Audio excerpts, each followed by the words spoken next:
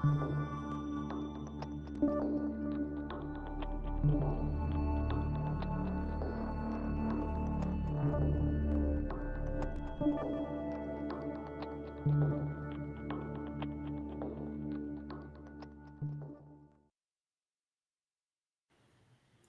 everybody, it's the AI Lead Show. I'm Brian Lambert. Thanks for joining us today. How y'all doing? We're going to do a live show today in a bit of a different format.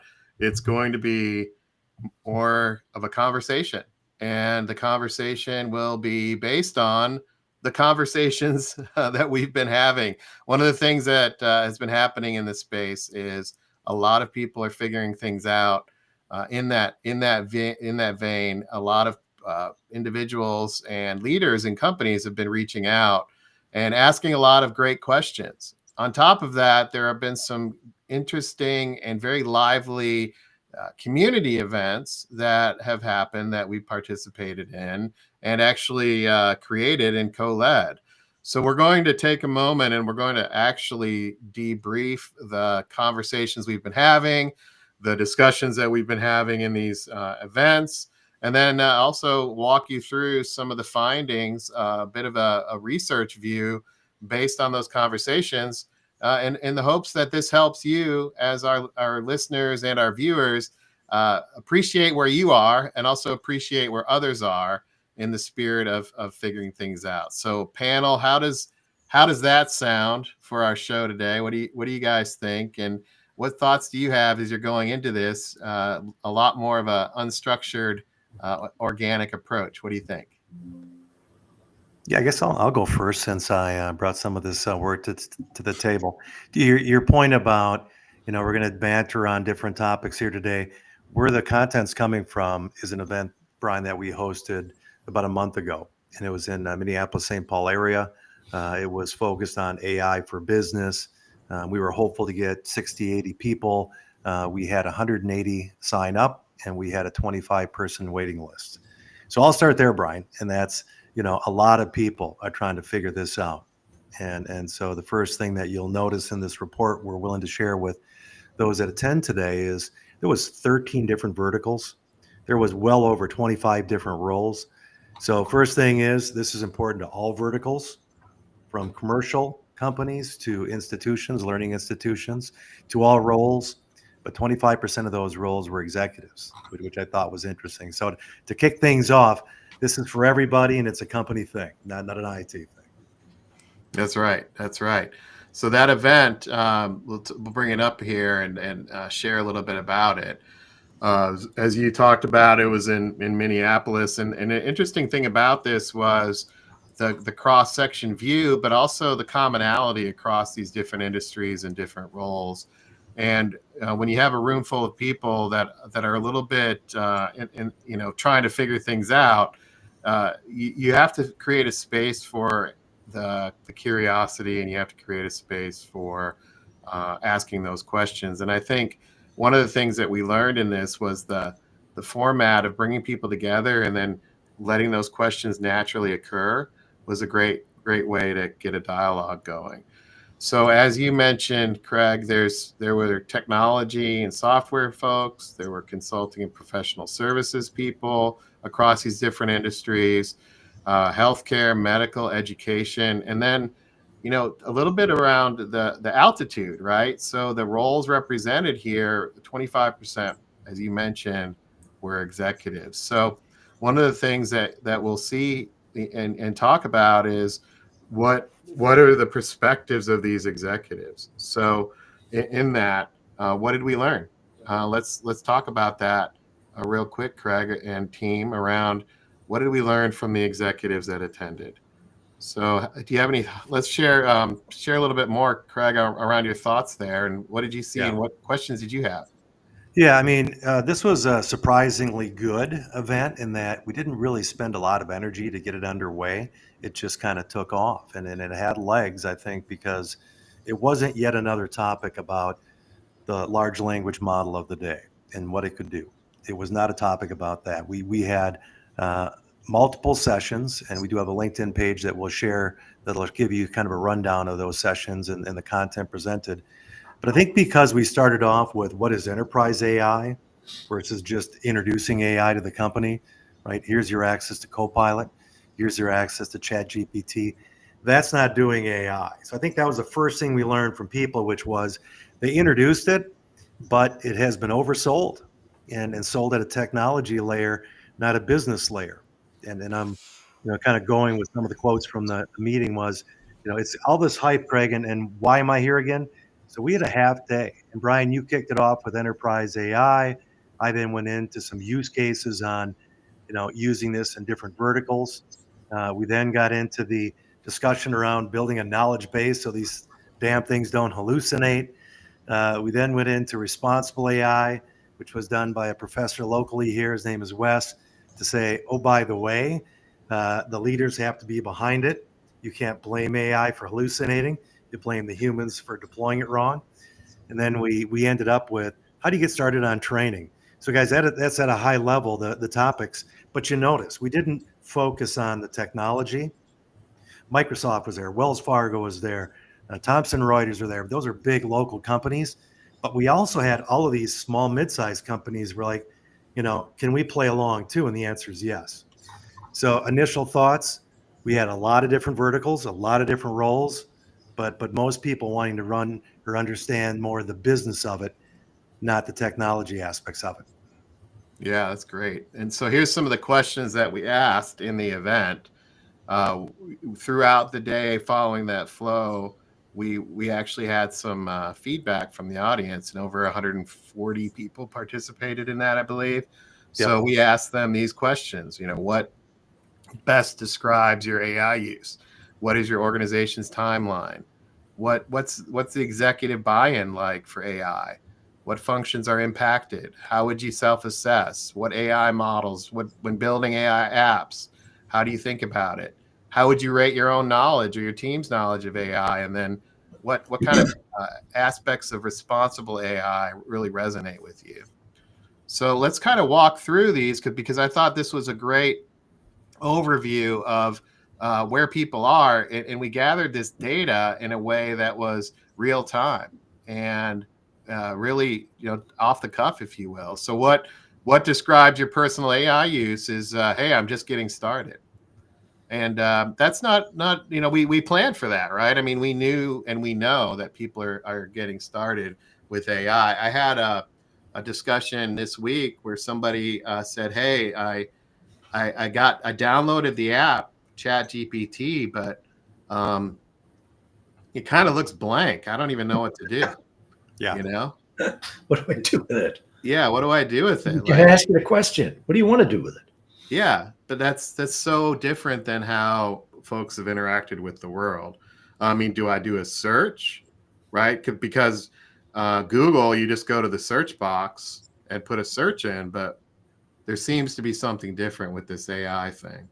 So I had a conversation like that just this week about, hey, I've downloaded it, now what?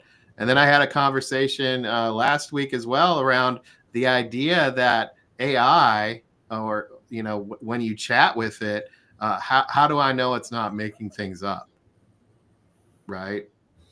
Like isn't this just making things up? So yeah, it's really interesting, and I think we have to recognize that, and we have to embrace the fact that these situations happen, and we have to be non-judgmental in that.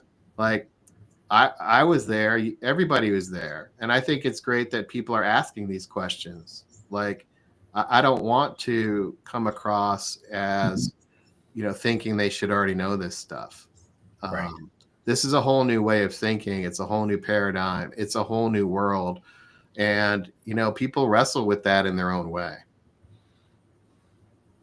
Yeah. And that second point there, Brian, about the strategic leader, good for the companies that have the individuals that identified themselves as AI leaders, because what they're doing isn't so much, hey, here's access to the AI tool of the day. No, they're talking about the direction of AI over the next 24 months. They're talking about the policies of use. They're talking about how the innovation is only going to get better. Whatever you use today, that's as bad as it's going to be. So it is only going to get better. But then they're also talking about if we don't train AI. So I heard this, I stole this, by the way, guys, so I'll qualify this point by saying that Somebody said the other day, Craig, LLMs, when you introduce them to your company, they're kind of like a college student. They've been educated, but they have no context. And I started thinking about that. God, that is so right. And so if a company says, "Hey, I'm going to be using AI, let me get rid of a certain category of employee," well, wait right there. That's the context, right? The people in your organization have the context of the way you've done business for the last 5, 10, 20 years. So I love that example because, all right, it's educated. It's done it for the last 4 to 6 years. And actually, it's done it for the last decade for this example, AI. Now the question is, how does it know what makes your legal practice, construction company, HVAC, some of the companies I've been talking to you about, Brian, investment banking, how does it know about those companies and how they do business in your state? So if you don't educate it, and for those that have done internships, right, with people out of school, day to day, you're giving them direction. So if you put AI in front of them, what are they going to do with it? Right. How would they know? Yeah, and I think that's an important distinction. And I think when you look at what do people need to know and how do they go about it, the idea that AI is something to play with is a bit of a foreign concept. Like, am I supposed to just play with this? Am I just supposed to just get in and tinker? And I think a lot of the business world is anti tinkering, unless you're in a role that is an innovation title, right? And I think go in and just ask it something is a tough one. It's like saying, hey, you can go outside and do anything you want. And people are like, really? I can just do that? Yeah, you can just go outside and do anything you want. Well, there's all these rules, and I have to do this. Don't I have to ask permission? It's like when I teach kids in soccer, the thing that always I got a chuckle out of was they'd have to ask permission to do things. And so that's part of this too, is do people feel like they have permission to tinker? And I think that's why the chat box can be so daunting to folks that are not in perhaps an innovation role or a product role where you have to create something from scratch. Most people are in a role that has a lot of confined territory, a lot of confined scope, a lot of rules, unspoken and written rules. And so when you have an organization that's organized by an org chart, you have people organized in their role, everything's scoped down, not my job, not my role, not my rodeo. Then I go to a chat box. How do I ask it something that's relevant to what I do? If I ask it and it's out of scope for me, what do I do with that? And I think there's a mental break. You have to free your mind, on a human nature aspect of that. Well, Brian, since you mentioned free your mind and I'm on the bridge of the Nebuchadnezzar, I want to mention what that mind freedom really looks like. It's really having curiosity. You think about, you mentioned sending the kids outside and telling them do whatever you want out there. Mine will sometimes come back to me with either I'm going to be bored, or they're going to say, kind of like Jimmy Stewart, well, what did you have in mind? So people still need a lot of guidance for how to get started. And if the workplace workflows aren't well defined, and a lot of them aren't yet because management hasn't figured it out, they don't want to play around with it at work because it's too risky. So it's really, you just got to find fun things to do with it. I'll tell you, if you do have kids, have the thing write stories for you, right? We play Dungeons and Dragons. We'll have a little adventure. And then afterwards, I take the transcript, put it into ChatGPT and say, you are a medieval bard. Please write a song about this adventure.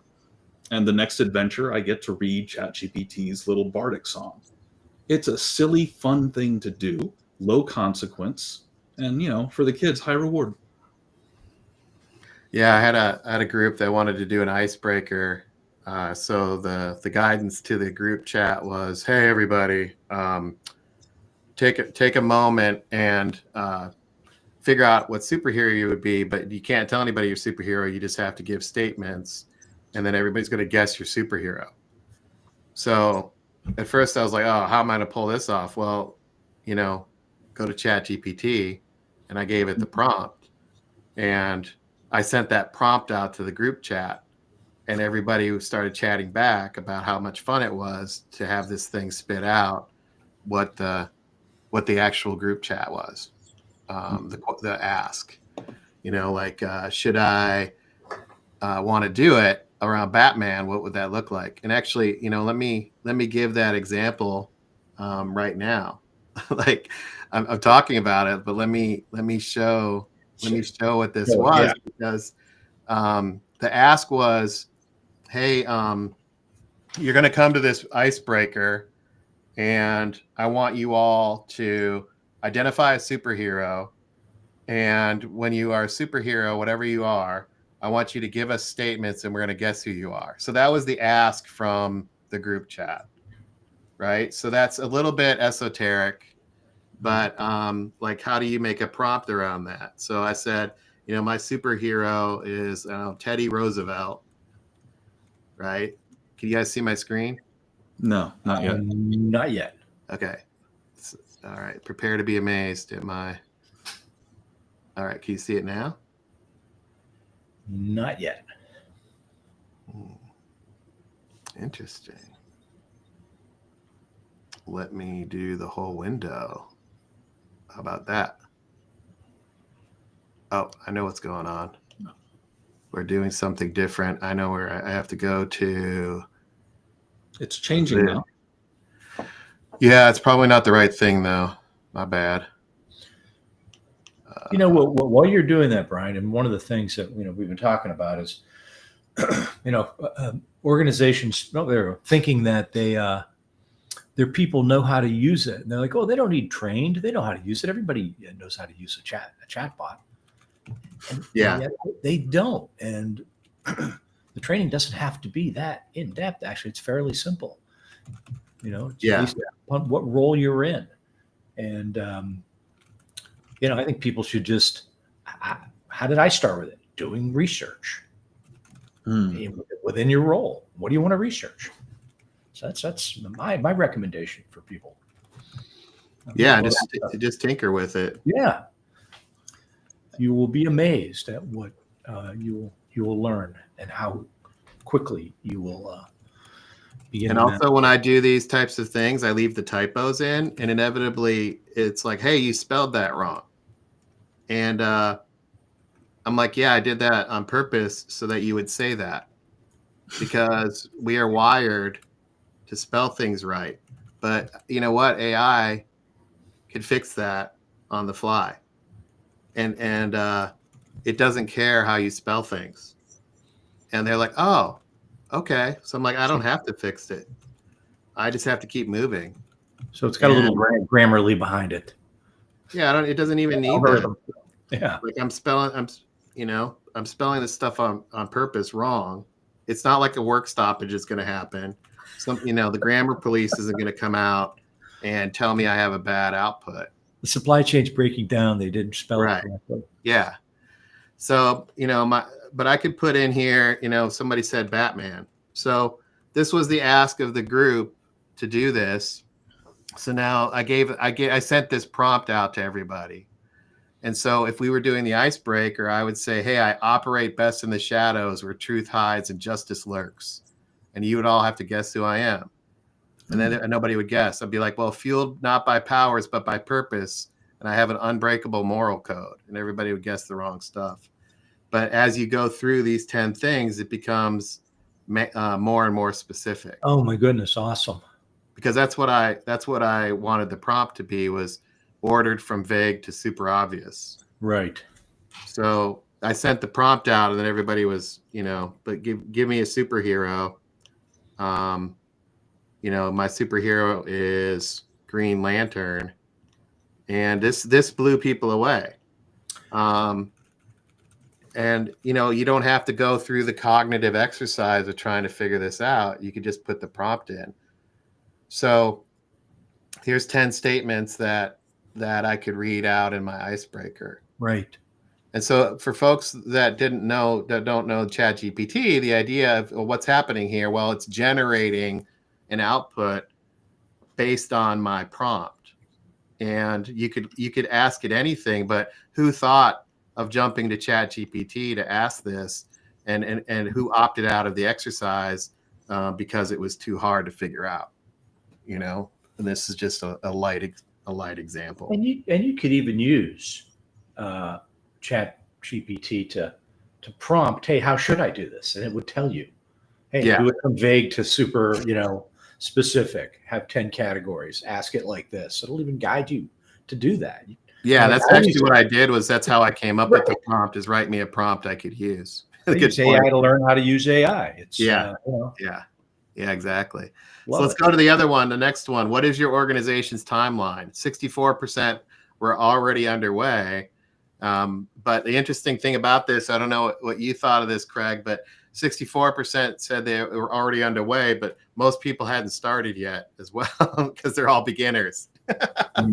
Right. It comes down to define underway. Is underway, underway you've used it and you bought a license for everybody, or is underway something more than that? Right. Or is like underway, like I believe somebody's probably working on this somewhere, probably not me, but somebody. I've got to believe somebody's already doing it somewhere in my IT's on it. Yeah, IT's on it. So here's a quick question, and around executives and how they're approaching this, right? So they can either independently within their leadership team get together and go to events and find out what they need AI for, and then begin to kind of reach out to their vendors, or are they leaning on their technology vendors that are coming in with whatever applications they have currently, and those people are suggesting, oh, this is what you probably want to use AI for. We can talk about that. So on that, it was interesting. Yeah, out of the 5 to 10 people that I've talked to that have these things underway, the underway is we have Copilot, and Microsoft Copilot has an AI store, and you can go use it, and we have permission to use that.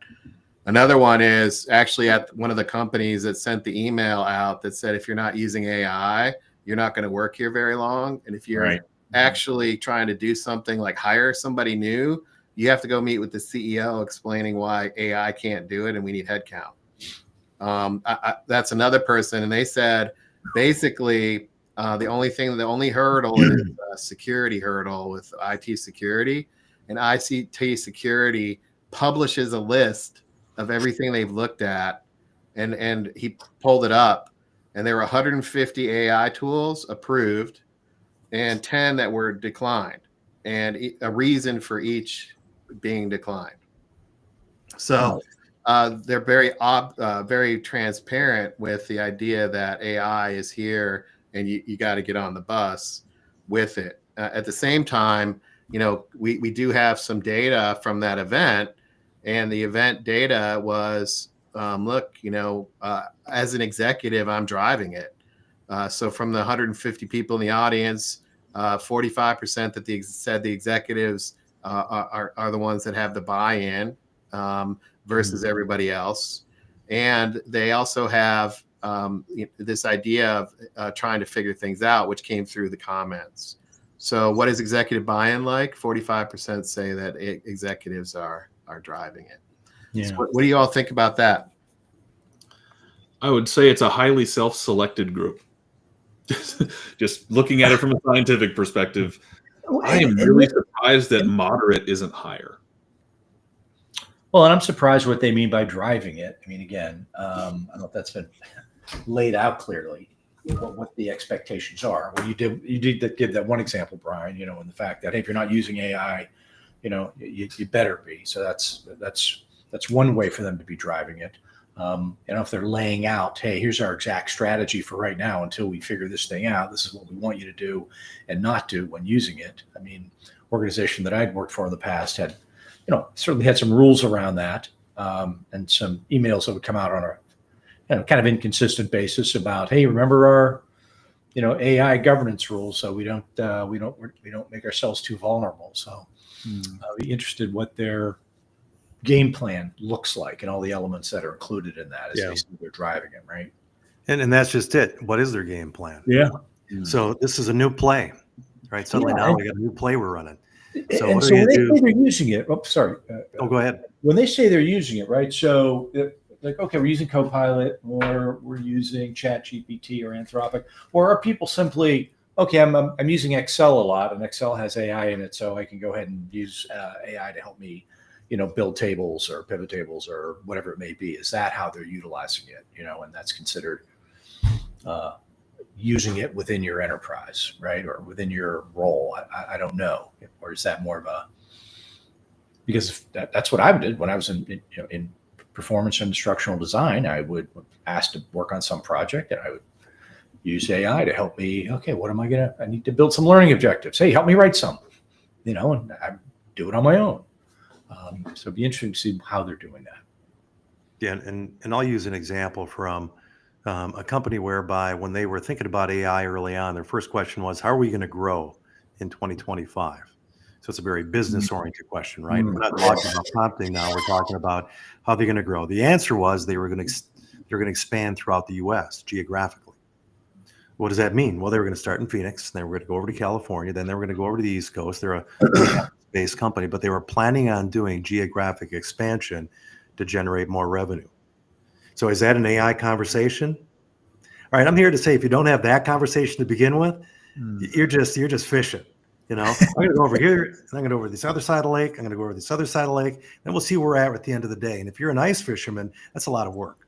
So, what would you rather do is maybe stop and say, how are we going to grow revenue in 25 and maybe even 26? Just go for it, right? Do a 24-month horizon, ask where the money's going to come from.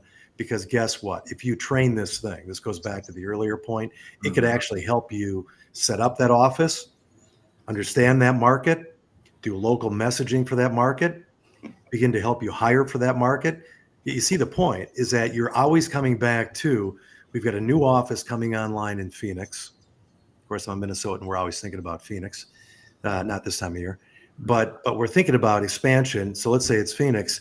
If you have that business tie, to then say, all right, so this is not an IT thing, right? They're not responsible for hiring in that new office. This is not a sales thing. They're not responsible for selling down to that new location. It's not an HR thing. It's everybody's thing. So sorry to go off on a side note there, but when I think AI came out and met the consumer with this ChatGPT thing, it suddenly started marketing it in the exact wrong way. Isn't this technology just the best, right? And for those that have been selling technology for a couple of decades at an enterprise level, that was the beginning of the end. If you thought your technology was better than the other technologies, right? The discussion should start around, all right, business, how are you going to grow revenue? And then pivot from there. So I'll get back off my soapbox, but this has been a recurring theme as of late, guys. And that is, all right, tell me again how this is going to help my company. And there was one company I work with that said they've thrown out already 2 AI as a service vendors. They've already been there and done that. So that's interesting, right? So, for those that did the SaaS days for a couple of decades and looked at that evolution, it wasn't 6 months and they were in and out, but these new technologies are coming in and out. The reason being is that, tell us again, strategy wise, how's this going to help our business? Because this is definitely a company thing. Yeah. And we asked that question, what functions are impacted most by AI use cases? This is what the audience said. When you look at it from customer support, IT and data, sales and marketing, product and business development, HR, legal, AI is already influencing every function. So these are all, to me, very people-centric, strategic discussions about how do you drive productivity. I think one of the things that is often lost in this conversation is the distinguishing view between AI replacing people and AI enabling people and augmenting them. And I think that as a knowledge worker, I would encourage everybody watching and listening that you really need to think about how AI supports you in your role versus replacing you in the role. The idea of AI replacing knowledge workers, such as salespeople representing the company, marketing people representing the brand, IT and data people that are responsible for the technology fabric and the entire tech ecosystem and protecting you from the bad guys, the hackers. Replacing all of these people that grow the company is a scary proposition for most CEOs. Like what they want to do is get more productivity. And if you're in the space of, well, hey, we're in North America, and in North America we already have the most productive economy, and Americans are by far the most productive. I don't think CEOs are going, well, hey, we're already productive. We can rest on our laurels. I think what they're wondering is are we doing the right things? Are we funding the right things? And do people have what they need? And perhaps, in this post SaaS era, perhaps we've actually hardwired and created so much complexity it's holding us back. Maybe this AI thing can free us from the shackles of the Industrial Revolution. Perhaps we should be tinkering with it. Maybe this AI thing can help us simplify our technology stack so that salespeople don't have to log into 50 things a day, or our workers don't have to search terabytes and terabytes of information for that needle in a haystack. Perhaps AI can help us here, right? So those are the things that I think are front of mind when you look at the functions that are impacted. And I understand the view of, let's start with customer service and let's look at customer support as a place to start. The challenge with that is if you're a toddler in your AI understanding, wheeling that out in front of your customers, is a bit of a risky proposition. Should you really be practicing on your customers? Is how I would put that. There's some real horror stories around pushing AI out to your customer base when your employees have no idea how to use it. And I would just encourage everybody listening to say, well, how smart is that to push it out to our customers without even when folks inside our company don't even know what LLM stands for example, right? So I'll get off my soapbox now. But these are important discussions, I think. Yeah, AI is an augmentation, enablement force, not a replacement piece for most executives. I just had a personal experience around that with a former, where an old 401k was sitting in a bank, and I was, which remained nameless, and I spoke to 3 different customer service people. I was on the phone for roughly 90 minutes. And I imagine if someone, all their procedures were, ingested into AI, right? And their customer service people could easily look up quick answers or quick questions to things. And that phone call could have taken, if they had, right, and were trained on AI and were able to use it correctly, 10 minutes, maybe 5 minutes. Boom, here you go, right? Instead of, well, I don't know, we don't really do that often. And so it's surprisingly how far people are going to fall behind if they're not using it from a customer service standpoint. Yeah, absolutely. Brian, I don't know if we're planning on, opening up the chat with the folks out there. Yeah, absolutely. But the reason I bring that up is I just put something in our chat here. So this came out earlier this week. 74% of CEOs admit they could lose their job in 2 years if they don't deliver on AI business results. So this isn't just a knowledge worker worry. This is also a C-level executive concern worry. And think about, the gravity of that point. So we're all in it together, and we're all under the gun to figure it out. So, it's no longer going to be hey, I went to Dreamforce, I got this new big idea, and then, the group takes it from there. I think the executive team is going to be right there with them, saying, where are we at, where are we going, and where are some of the early returns? And oh, by the way, will people put it, I should say, use it if we put it in front of them, that people element. So I think let's challenge ourselves, because I just got done saying that AI is not going to replace you. And then you just got done saying that CEOs are afraid of getting replaced. So I think this is part of copy and paste right out of the article. But I think if they're not performing, right? Because the board is saying, hey, listen, AI is coming out. It has been here. How are you going to utilize it? Yeah, but this is the paradox of what people listening are wrestling with. AI is amazing, and then on the other hand, it's going to replace you. AI is nothing to worry about, and then the next next statement is, you're going to get replaced if you don't do it. Hey, AI is here to stay. And then CEO saying, if you're not using it, you're going to get fired, basically. So like, it's what is it? And how do you deal with that?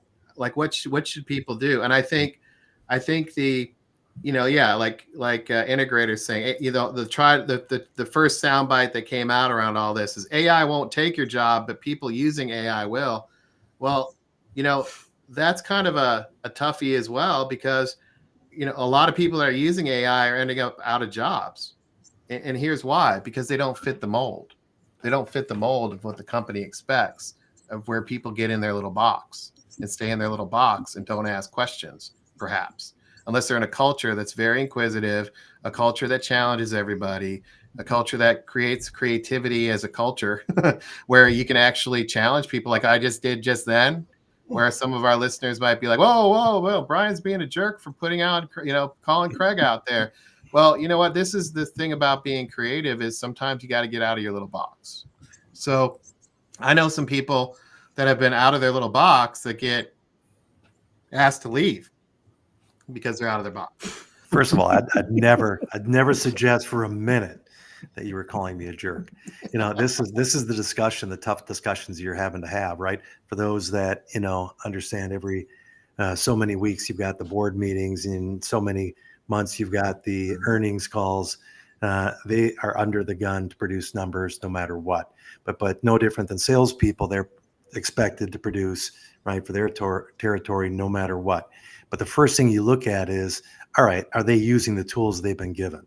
Right? This is an enablement point, and if they're not using the tools, well, now the tools isn't just the, here's your playbook on how to sell and overcome objections. Now the tool is, here's a dynamic playbook that is automatically understanding the profile of the people you're talking to, suggesting coaching to you on how you're going to resonate with that person in the first 10 minutes.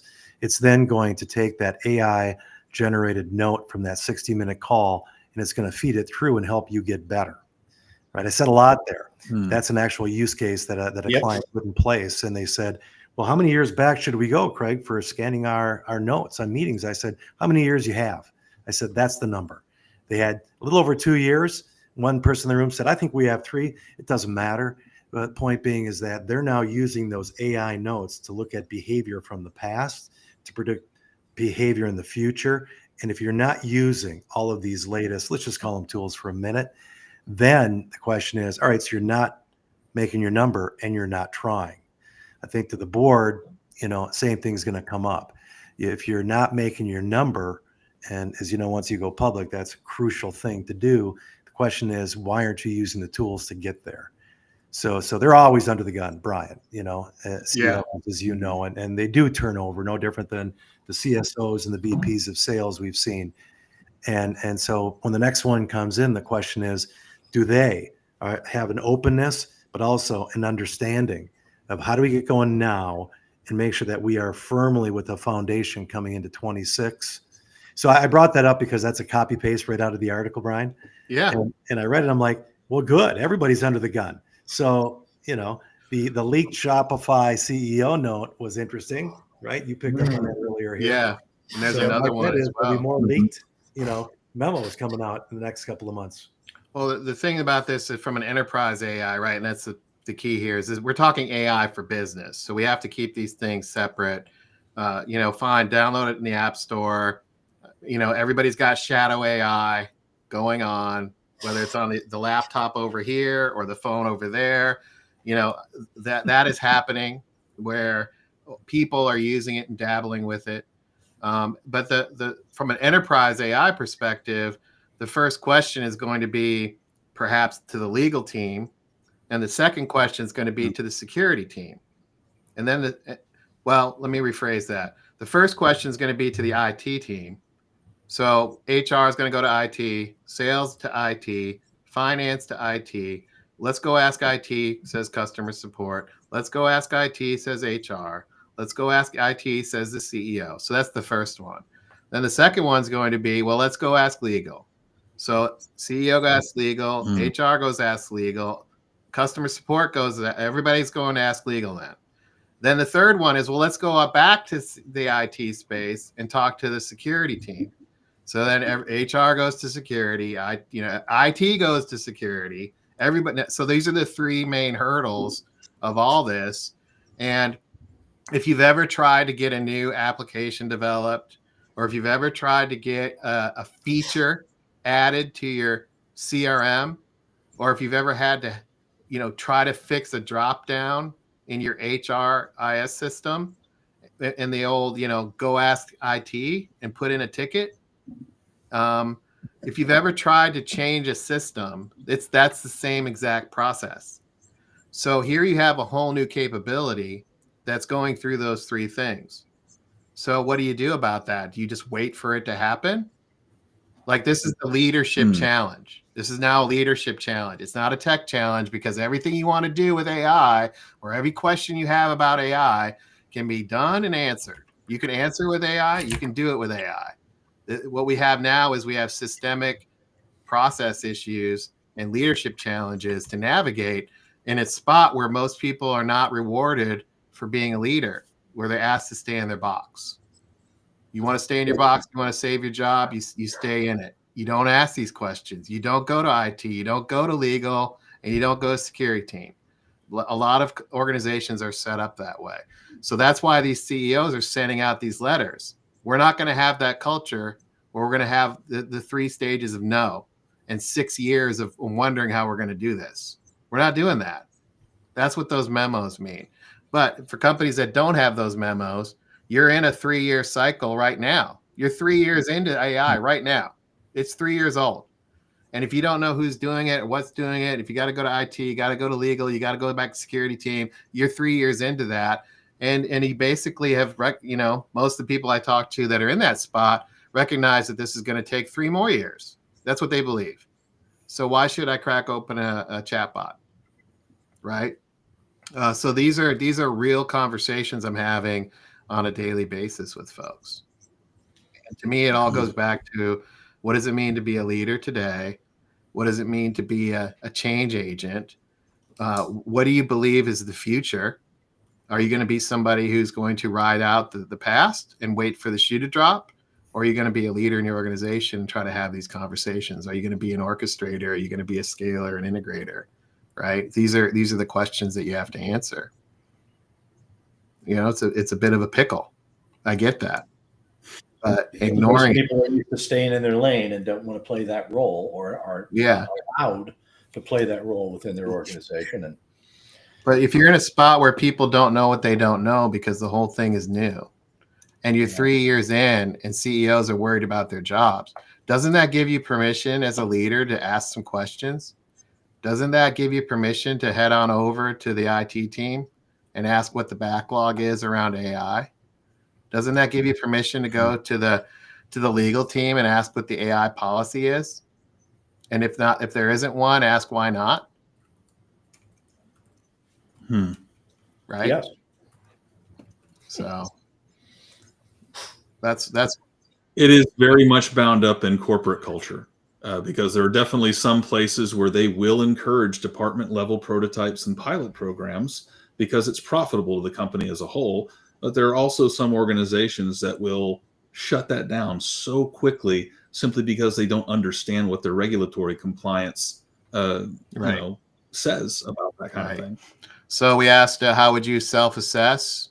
52% random AI experimentation without strategy. This goes to the leadership point. Yep.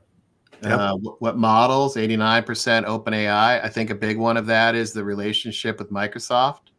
So if you're a Microsoft organization, you're also using ChatGPT or OpenAI. So Brian, I like that you're going right through this because we don't have a lot of time, but you notice here that only 23% of the people that are responding to that question about what model are using, only 23% are planning to do a RAG or a knowledge base. So what does that mean? That means that they've all got college students. Again, no offense to the college students, they don't have context, right? So if they haven't trained the model, which is what the RAG is going to do for you, then how's the model going to know your business? Well, this is the interesting thing because, if you go to Microsoft and you listen to what they're saying that your whole knowledge base is in their Copilot. When Gemini is saying, well, we're embedded straight up in your apps, of course, it has context.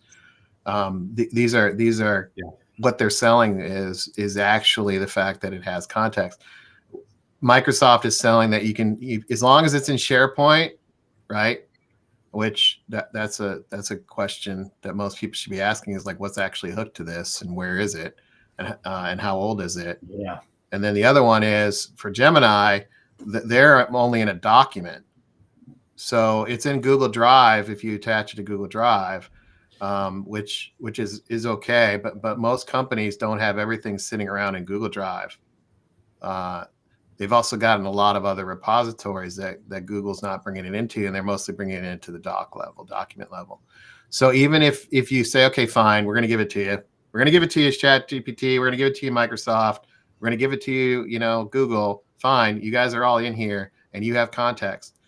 The question is what about all the context that's not in those platforms, like your CRM, like your HR software, Your financials. All of that is not in there. It's not in there. Your own, if you're in Google, there's sometimes even SharePoint's in there too. It doesn't mean you're just isolated only to Google stuff. So there's a lot of knowledge laying around, and these RAG systems can handle all that and not train the broader model. Yep. Well said. So how would you rate your own team's knowledge of AI? 64% experimenting it. And we gave people, we gave them a round of applause and we patted them on the back for experimenting, to Integrator's point about getting curious here. And anytime somebody calls me and says, hey, I'm looking at a blank box here, I reward, I'm like, that's amazing. I'm really glad you called, or I'm really glad you dropped me a line. I'm not going to laugh at you over this, right? I'm going to encourage you to ask these questions because this is all new. And just because I am more immersed in it doesn't mean that I'm smarter at this. What it just means is I'm further ahead. So let me help you in where you're at. Let me meet you where you are. And I think that's important as we think about this and not be kind of judgy about people who are just getting started, because we all had to get started ourselves too. So Craig, why don't you share a little bit about some of the summary here and the action plan based on the feedback from the conversations in the audience? Yeah, and it may not be listed on this particular doc here, but I think this was a big deal thing. People came with worries around AI. They left with fewer worries about AI. And I heard that in the networking session, which is where all the good stuff happens, right? Because we did have wine and beer at the end. And so the conversation was at that point around, so what'd you think of the day? Well, I'm less intimidated by AI. I now know that it is a company thing, right? This first point, right? But they are early in their AI journey. They want to learn from others where they are at in their journey. They found out that others are early in their journey. They found out a lot of people are experimenting and it's not going so well, right? They found out that this discussion around a RAG, one person came up and said, Craig, I didn't know what a RAG was. Well, who did, a year ago? Retrieval augmented generation. But that's not enough. Now you got to figure out what do you put in that thing. And that was a point you just made. Yep. This is not just scanning your inbox. This is not only is it not that, I would say don't do that, right? Because the way in which these vector databases ought to be loaded should not be with all the old crap. That should be like the last thing you'd want to do. But I appreciate that point. Well, that's why I like your analogy. I heard it from you first. I'll give you credit. The whole, don't poison the well. Well, where content goes to die is some of these solutions, is what we used to say. But the more important part was to the data scientist that's in the back room of these big enterprise companies that can afford to do it. They're working on this problem right now. And they're going to be, structuring their knowledge bases in a really smart way. So look out. Some of those companies are going to be doing some really amazing things and probably not telling a soul what they're doing. That's the interesting part about that point. But the SMBs that were there, I think they came away with, all right, I can do this. There's more I can do. But thanks for introducing the idea of a knowledge base. So those are some initial takes, Brian. We're going to do this again in the fall. We're part of the global AI community. And we did end up with sponsors that really want to be there because we talked about the business aspects of this, not just the technology. So people left that came to understand, how to do Python work, to do AI. They probably weren't real happy with the session, because it wasn't that. This was more of a, how does this, in this case here, play into expanding an office? Let's say you're a software as a service company and you're opening up a new office in Europe, right? How are you going to go through partners in Europe? I had a company the other day saying they want to use this thing to retain clients. I said, all right, well, export all of your customer usage data for the last 2 years and give it to us. And so we're learning too as we go. And I think that, our fall event, I hope it's just as successful. Hopefully, Brian, you're there again, and we'll fill up the room with 10 plus verticals. But I'd also like to have some of the people in the audience that we talked to last month get up and say, all right, we didn't just introduce it to the company. We actually sat down and did a strategy. I'd love to start hearing their stories. And so to do this every 6 months, and it'll be a kind of a big community event here. We are targeting other cities already, but the more we get people talking about it, the more they left the session saying, you know what, I'm more comfortable with AI. I'm going to do something about it. And then God forbid one person said, I'm going to probably be known as the expert just because of this half day. I said, you know what, it's all relative. Go for it. Yeah. So it's funny how, a half a day can change it, but it was because of all we had networking sessions every 45 minutes. That's right. Yeah, it was very action-based, very a lot of buzz, a lot of back and forth, a lot of sidebar conversations. It was a catalytic event. So thanks for walking through that, everybody. I hope if you're listening and watching that this was valuable to take a minute and reflect on the conversations that people have been having. If you're listening and watching the show, you probably are having these conversations as well. So drop us a line and let us know how that's going and what questions you're having. You can find out more at AILeadBook.com. I encourage you to get a copy of the best-selling book, The AI Lead, anywhere books are sold. And appreciate you joining. We'll see you next week. Take care, everybody. Great weekend. Wow.